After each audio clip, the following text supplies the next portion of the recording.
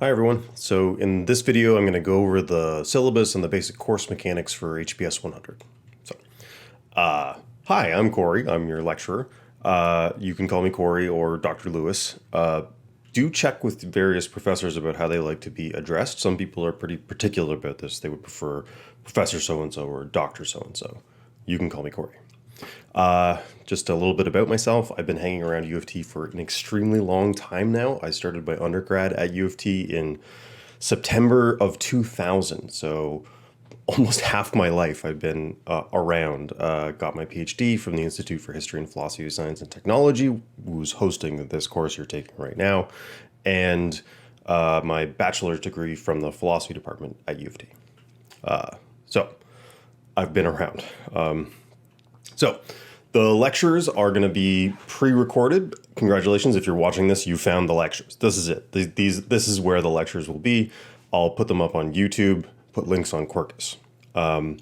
My goal is to post the lecture videos by Monday morning. They might sometimes be up earlier than that, but the lectures for each week will be posted by Monday morning so that you can watch them ahead of our class discussions. So the class discussions will be synchronous. That is, they will actually be at the time that they're scheduled on your course schedule.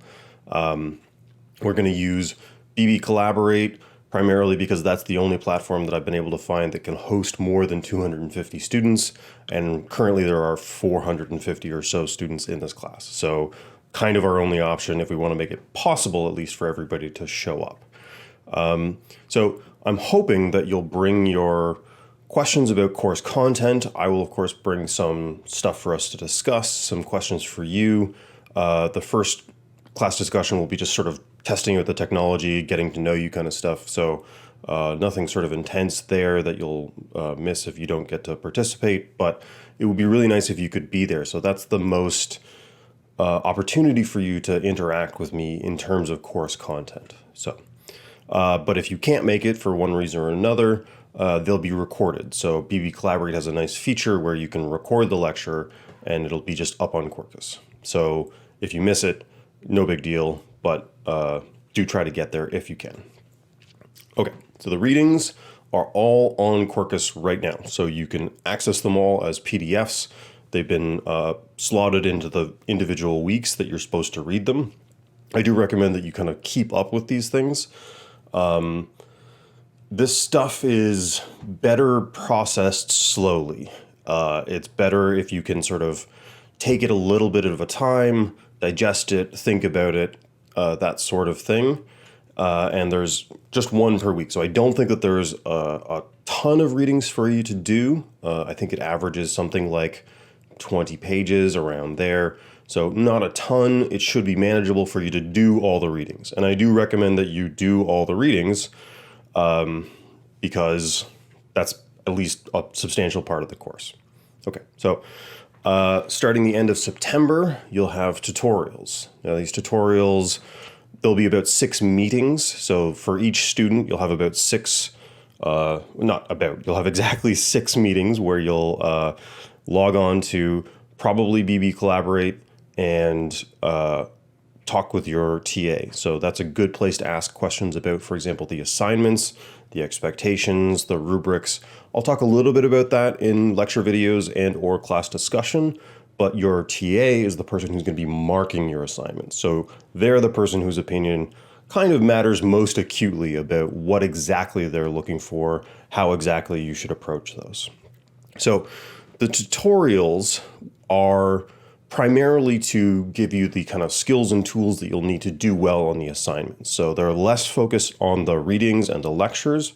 If you've got questions about readings or lectures, the best place to ask those questions is either in my office hours or during the class discussion or over email with me. If you've got questions about the assignments, the tutorials are the best place to ask them. As I mentioned, I'll have office hours. So the office hours are virtual office hours. We'll meet online.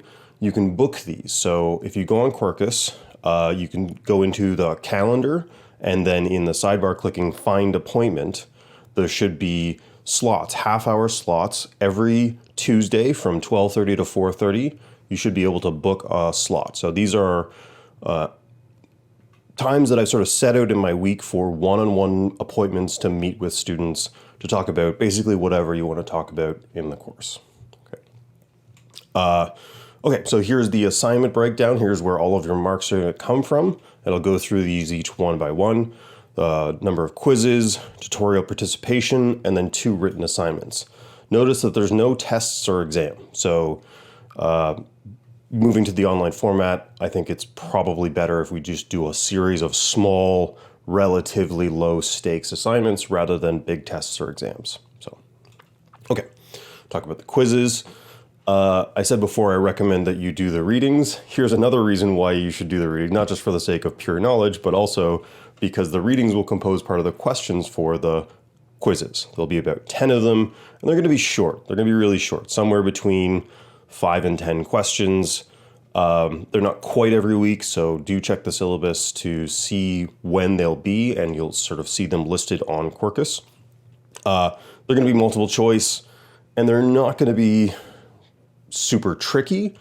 My goal is to write these quizzes such that if you've done the reading and watched the lecture video, you should be able to get all of the questions. That's the aim. We'll see how well I can dial that in, but my goal is just to make sure that you're actually engaging with the content of the course. And if you've done that, you should do very, very well on these quizzes.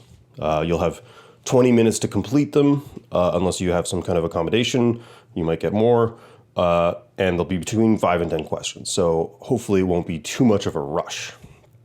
I do ask that you do these independently. That is, you're supposed to be doing these on your own. You are allowed to consult your own notes or any other course materials. So if you, in those 20 minutes, if you can really quickly zoom through the lecture video and find where I said something, that's allowed. But do it out of your own. You're not allowed to ask other students what the answers are. So they'll be made live again on Monday mornings, and you'll have until Friday, 5 p.m. to complete these. So for every week that there's a quiz, and that's most weeks, Friday at 5 p.m. is the last moment where you can do them. Strongly recommend that you get these done before Friday at 4:50 p.m. Because technical problems might make it impossible for you to do it right then. So give yourself some time. Don't leave these to the last minute. You'll be able to do them at any point in the week, but you're really sort of putting yourself at a disadvantage if you leave it to the very last moment. The good news is that your lowest scoring quiz will automatically be dropped. So if your lowest scoring quiz is one that you simply didn't do, that one will be dropped from your mark. If you do them all and you have one that you didn't do as well on as others, that one will be automatically dropped from your mark. So your quiz score is the best 9 out of those 10 quizzes. Okay. Right, another big chunk of your mark, I think it's something like 20%, is tutorial participation. So mainly run through BB Collaborate. We're going to be open to the idea that maybe that's not going to work for everybody, so we'll see if we might need to run tutorials on a different platform. I'd like to keep as much of it as possible on BB Collaborate, just so that you don't have to learn a bunch of different apps to do this. And it's also very nice that it's integrated into Quarkus. So the first tutorial, your participation mark is literally just showing up, being there for the whole tutorial. But after that, there's going to be a kind of series of what you might call micro assignments. And they really are micro assignments. They're not stuff that you'll have to spend a whole lot of time on. There are things like submit a .docx file, so submit a file of a certain format to Quarkus. Like really, really small, straightforward micro assignments, I'm calling them, but they're to make sure that you've got, for example, installed Microsoft Office or something that you can install .docx files on, that you can use Microsoft Office in the required ways. That is, you can we're going to have you do things like add references, add comments, track changes. So we'll talk about those sort of those features of the Office suite when we get there in tutorials. But the micro assignment is almost exclusively so that testing that you've got the sort of really basic skills that you'll need, the kind of technological tools and research skills that you'll need to do well on the assignments. Okay, so full participation, to be clear, full participation means both attending the whole tutorial and completing the micro assignment. So you'll be also allowed to miss one tutorial without excuse or explanation. So just if you've got 5 out of the 6 tutorials where you've attended fully and done the assignment, you'll get full marks on your tutorial participation mark. Of course, if you've got a medical problem or something like that, you can either talk to get a medical exemption form, or a verification of illness form, which I'll put a link to on Quirkus, or talk to your registrar if it's not a medical problem, but some other problem. So you can get further tutorial absences excused, but the only one that you get one without any excuse or any explanation. We'll just automatically drop that from your mark. Okay. And this is based on the idea that life is complicated at the moment, and the unexpected is very likely to happen at some point. So we're sort of building that into both the quizzes and the tutorials, the idea that we need some flexibility. Okay, so other than those, the only 2 other marks you have are 2 written sort of research assignments. And the first one I've called a research report.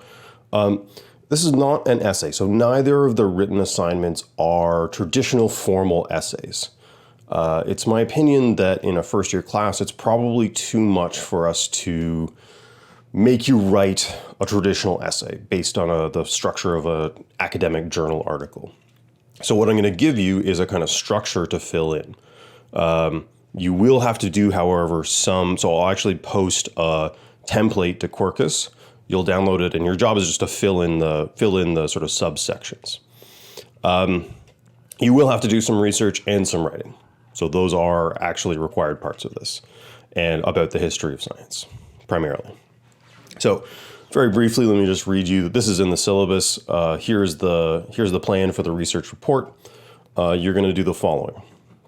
Students will choose a time and place in history pre-1600 AD, and imagine that you're there. And imagining that you're there, you're going to try to do some science. So you're imagining you're somewhere back in time and space, somewhere in the history of humanity, and you've got this ambition to do some science and maybe get humanity further along in the scientific project. What you're going to do is describe what you would do, essentially.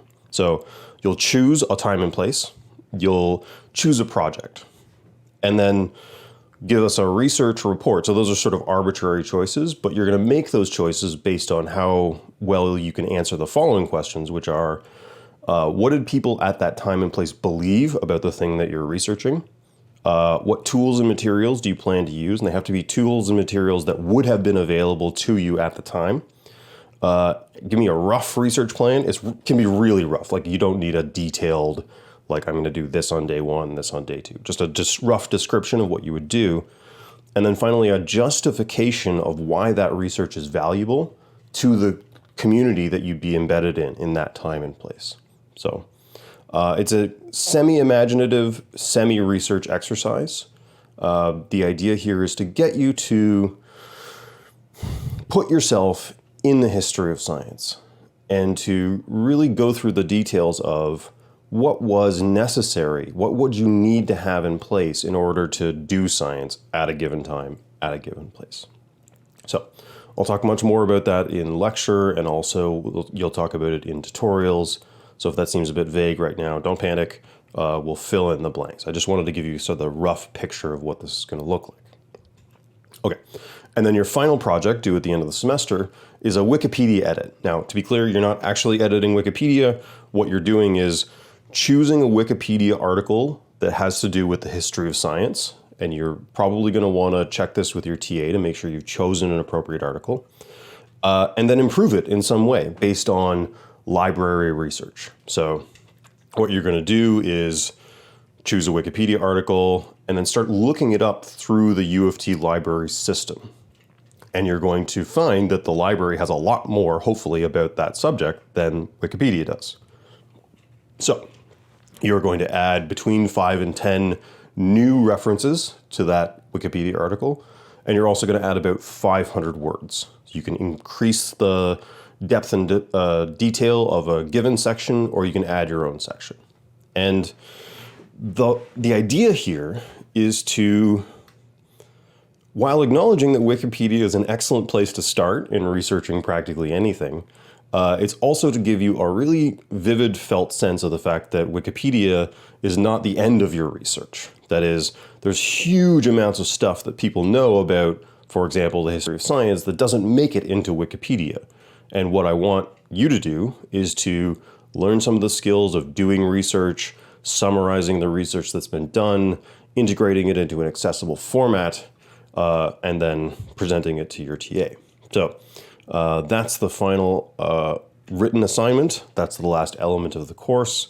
And again, just like with the first research assignment, we'll talk much more about this as we go along. So the expectations and the skills and tools that you'll be using to do this Wikipedia edit. Okay. For both of those written assignments, the late policy is essentially 5% per day, including weekends, unless you get an extension. So it is possible to get an extension, as I say here, on humanitarian grounds.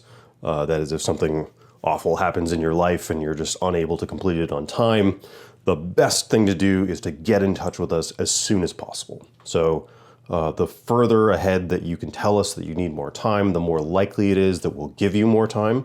So you'll get in touch with your TA. So email your TA or talk to them in a tutorial, book office hours with them or something like that. Explain what's going on, and they'll talk to you about whether and how much time you can get. Of course, medical exemptions are always on the table. So if you become sick, you get a verification of illness form, and we'll get you an extension. People with accessibility services documentation can get extensions, and you can talk to your registrar to confirm. So your registrar is a nice person to talk to if you've got something going on that doesn't fit either medical or accessibility or a combination of those two. Your registrar can get in touch with us and say, I've talked to this person, they really need an extension, and then we'll give you one. So unless you've got an extension, however, it's 5% a day, which is pretty substantial. You don't want to leave this a week late or anything like that. Okay, so I really encourage you, this has been a very brief overview of the syllabus. I really encourage you to actually read the syllabus. At the last few pages, you'll see this sort of thing. So this is the class schedule, and it consists of 5 separate parts. The lecture topic, what I'll be talking about in the pre-recorded lectures and what we'll be talking about in the class discussion, whether there's a quiz or not. So in week 2, we have our first quiz due Friday at 5 p.m.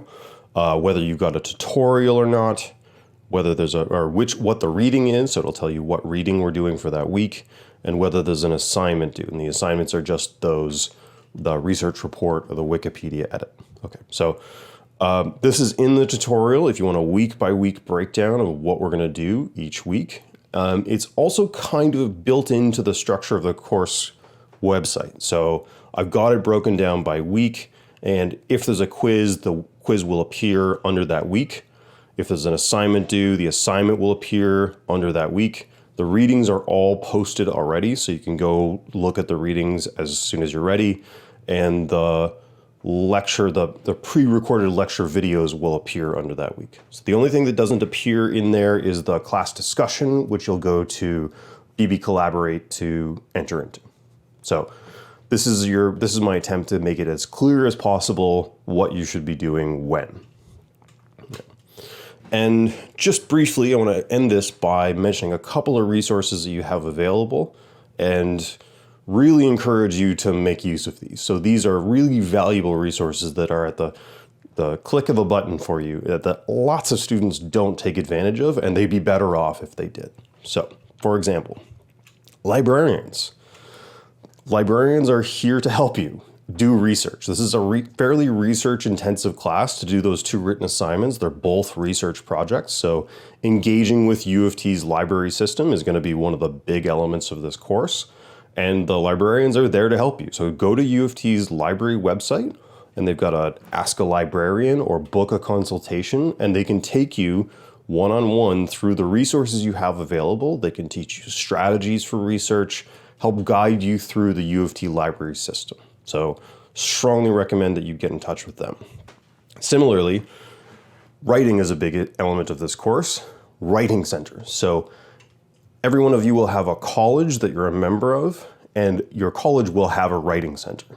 So get in touch with your college's writing center. And I recommend that you do this kind of right away. So you got the due dates for the assignments in this course.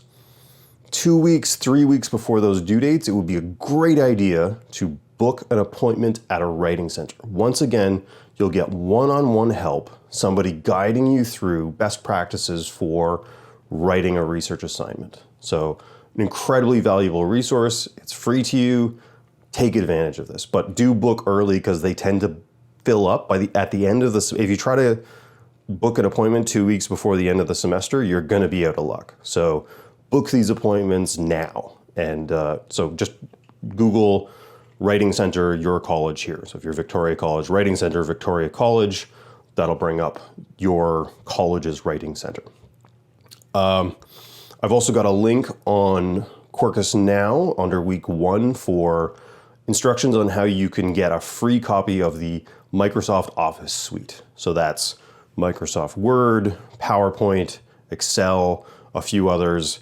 This is a really good resource for you. And if I apologize if you've already paid for the Office suite for your university experience. If you haven't, or if you've got, for example, a acquired copy that isn't paid, strongly recommend that you download and install this. So you'll need it for this course. So you'll need Microsoft Office for this course. We're going to be working kind of deeply with a bunch of the options that are in that program.